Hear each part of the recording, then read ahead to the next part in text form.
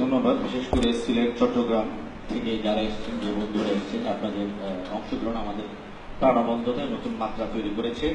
আমি খুব সংক্ষেপে একটি কথা বলবো। প্রথম বিষয়টি হলো স্বীকৃতি মা হওয়ার সেই। এই বিষয়টা সম্পর্কে আমাদের মনে হয় ধারণা, আমারও নিজের একটু গ্যাপ আছে।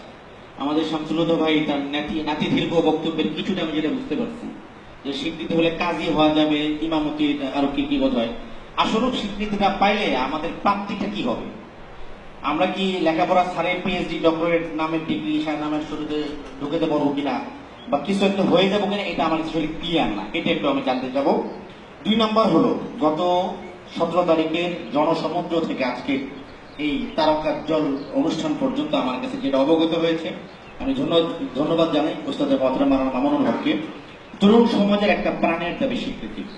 এটা তো সত্য। আমি আমার অনুমান থেকে যদি বলি, 99% তারুণ্য স্বীকৃতি চায়।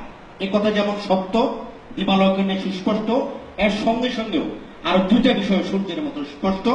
একটি হলো, ইতিমধ্যে একথা স্বীকৃত এবং প্রমাণিত, তরুণ প্রজন্ম শর্তহীন স্বীকৃতি চায় না।